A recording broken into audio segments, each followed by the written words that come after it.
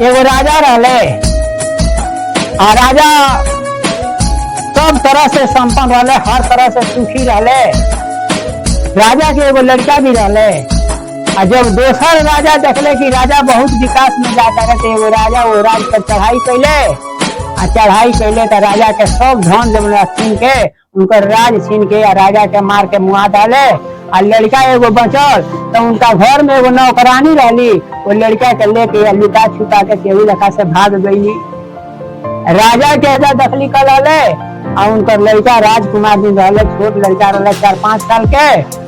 और उनकर घर में जो नौकरानी रहली दासी, वो लड़का के लेके भाग गई घर से छूट के। जब लेके भागली तो गईली कहीं, तो कौनो देश में जब गईली, एगो राजा के मंत्री रहले, वो राजा के मंत्री के यहाँ जाके आ जूठ काट धोए लगली। आ लड़का के लालन पालन करे लगली, लड़का का लालन पालन करे लगली। लड़का पढ़े लगले। जब लड़का सयान भइले तो मंत्री राजा के राज्य में ड्यूटी करत रहले। एगो राजा के मंत्री रहले, ओमे राजा एगो जग करौले रहले। आ जोग में एगो साधु भाई रहले, साधु भाई रहले। आ मंत्री के भी एगो लड़की रहली, शादी करे योग्य भाई रहली। अब साधु महात्मा आईली तो मंत्री कहनी कि महाराज हमरो कुछ भाग तकदीर के विषय में बताई। पहले लड़की सामने पड़ गई महात्मा जी के, कहनी कि महाराज यही लड़का के संगे ये लड़की के संबंध लिखल बा। जब मंत्री सुनले ये बात के साधु बाबा के मुंह से डर के अंगार हो गए अपने आप में। आखिर कहाँ के भगवा पड़ुआ लड़का आ एक संगे हमरा लड़की के शादी हुई।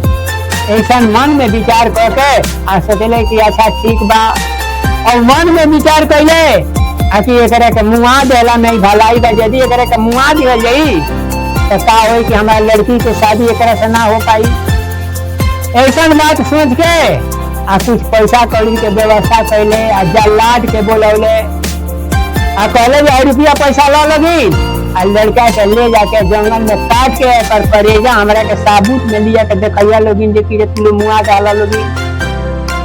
लड़का के मुआ देवे के बा कौनो ना से ओकरा के वो लड़का के जलाद के हवाले कर देले। जलाद लो जंगल में ले गई।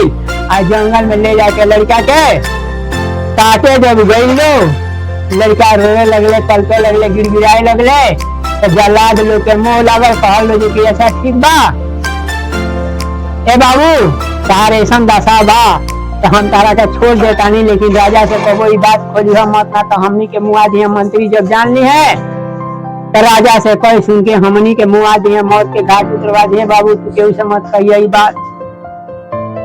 और लड़का के छोड़ दियल, वो छोटा सा अंगुरी काट के छोड़ दियल। कुछ दिन के बाद अभी तो जनले मंत्री देखे जब लड़का मर गई बा।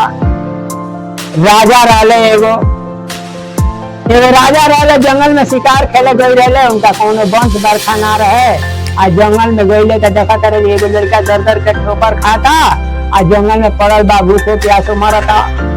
जंगल में कुछ खाए के ना कोनो साधन ना रहे। लड़का से पहले ये बाबू कहाँ से आई बड़ा, तार का बात विचार बा, तार का हाल बा। ये लड़का सारा अपन कथा कह के सुनले कि महाराज हमारा संग ऐसा घटना घटल बा। तो राजा पहले ठीक बहन तारा के अपन लड़का बना के रखे, हमारा कोनो वंश बरखा नहीं थे। राजा बड़ा खुश भइले, लड़का के लिए के अपना घरे आ सब तरह से समझा बुझा के आ लड़का के कहले कि तू अब राजा बन के रह, हम कन्या भैनी, अब राजपाट तू संभालो। लड़का राजपाट संभाले लगले। तो राजा समझा के कहले कि ये बाबू देखा हमनी के राजा हैसान आ पड़ोस में एगो राजा बड़े राज करता रहे। तो तू ऐसा कर आखिर कुछ टैक्स भेजल जाला, कुछ कर भेजल जाला।